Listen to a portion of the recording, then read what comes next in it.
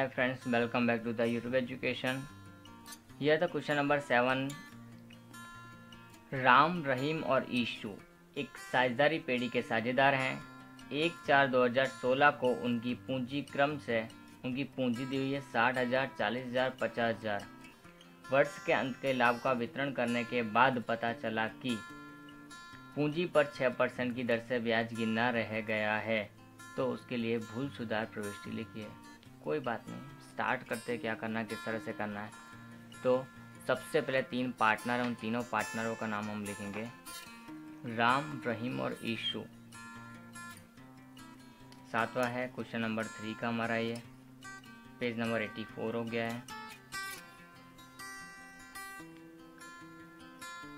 राम, रहीम और ईशु।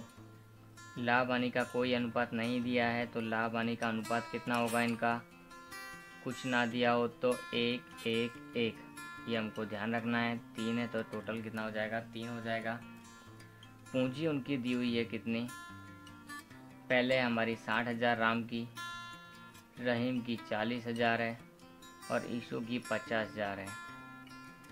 अब पहले इनको क्या है, ब्याज गिनना रह गया, तो पहले ब्याज की गणना हम कर लेते हैं। तो पूंजी पर ब्याज, तो पूंजी पर ब्याज की गणना इंटरेस्ट ऑन कैपिटल हमारा क्या होगा वो भी हम देख लेते हैं। तो इंटरेस्ट ऑन कैपिटल हमारा होगा सबसे पहले इसका, पूंजी पर कितना परसेंट ब्याज है, 6% की दर से है।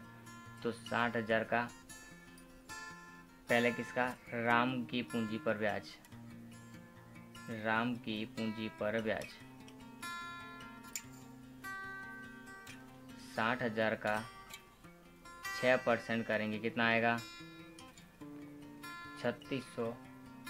उसके बाद में रहीम की पूंजी पर ब्याज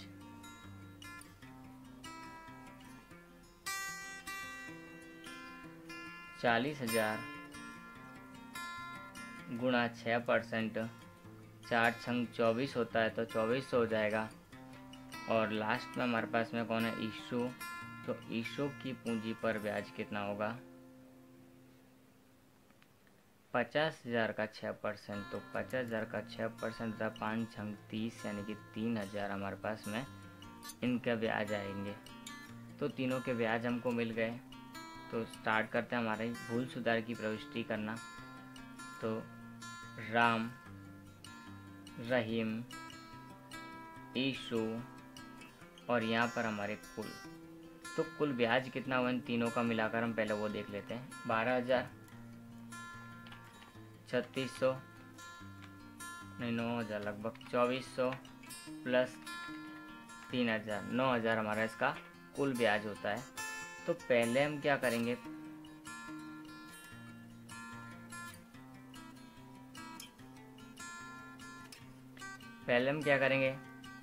कि जो ब्याज है उसका हम ये डायरेक्टली लिख देंगे पूंजी पर ब्याज। कितना दिया है हमने निकाला है अभी, 3600, 2400 और 3,000। उसके बाद में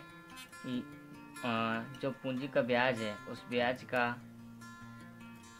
लाभ हानि के अनुपात में वितरण करेंगे। लाभ हानि के अनुपात में ये हमारे क्या होगा, लाभ हानि के अनुपात में वितरण होगा। लाभ हानि का अनुपात कितना है, 1, 1, 1, यानी कि 9,000 को हम 3 भागों में बांटेंगे तो कितना आएगा,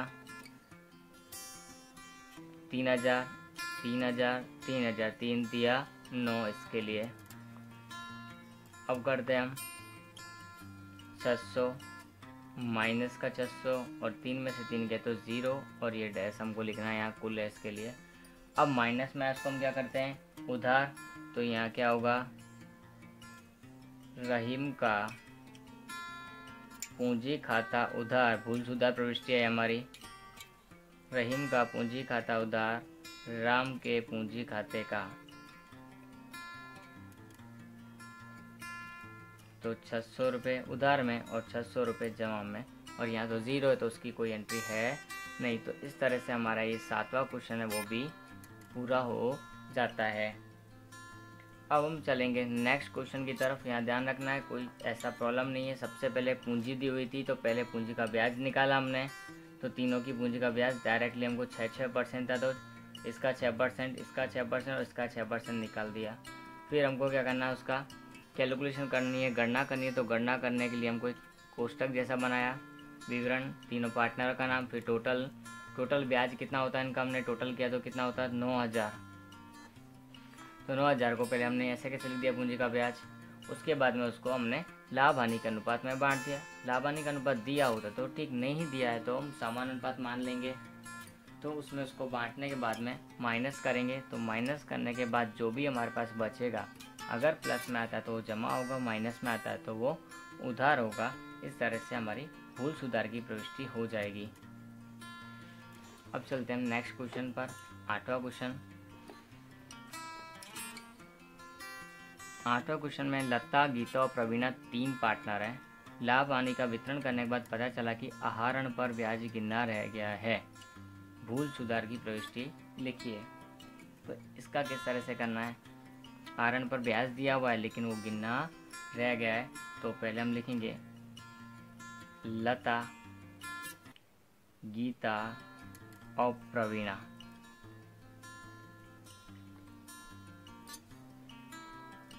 तो ये हमको दिया हुआ है और कुल हमारा कितना होता है, वो अनुपात नहीं दिया है, यानी कि लाभ हानि का अनुपात कितना मान लेंगे हम, इसको समान अनुपात मान लेंगे।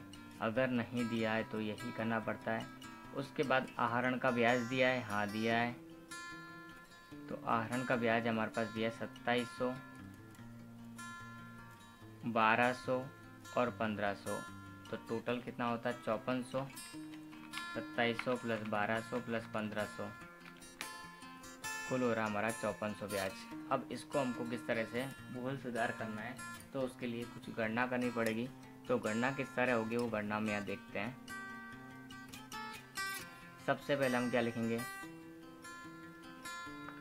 तीनों पार्टनरों के नाम, लता, गीता और प्रवीणा,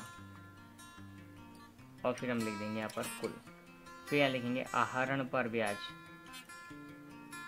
आहरण पर ब्याज हम यहाँ पर लिखेंगे। बहुत इजी काम है ये सब ध्यान रखना, पर थोड़ा सा यहाँ पे अगर ध्यान रखा जाए तो सब इजी है। तो आहरण पर ब्याज हमारा कितना दिया हुआ है, 2700, 1200 और 1500 दिया हुआ है। टोटल कितना होता है इसका 5400। जैसे हमने पूंजी का ब्याज किया था यहाँ पर, जैसे पूंजी का ब्याज लिखा है, आहरण का ब्याज लिखना है। अब इस ब्याज को हमको लाभ हानि के अनुपात में बांट देना है। ब्याज को लाभ हानि के अनुपात में बांटना है।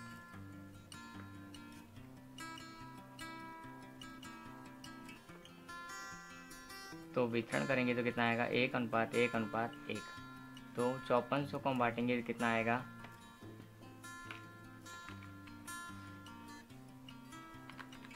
5400 को 3 से भाग देंगे, 1800 हमारे यहाँ आ जाएगा।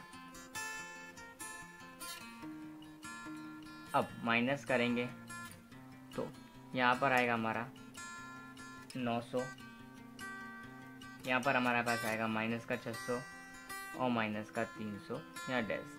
अब देखो ये हमारा क्या, आहरण। पूंजी के बजाय आहरण क्या होता है, उल्टा अपोजिट चलता है। अगर पूंजी जमा तो आहरण उधार, और आहरण उधार तो पूंजी जमा। तो इस तरह का अगर कुछ होता है तो यहाँ भी हमारी एंट्री में भी क्या होगा, जो प्लस वाले हैं वो उधार होंगे और जो माइनस वाले वो जमा होंगे, क्योंकि नियम उल्टा है। तो लता का खाता हो क्या होगा, उधार होगा। लता का पूंजी खाता उधार। गीता के पूंजी खाते का और प्रवीणा के पूंजी खाते का।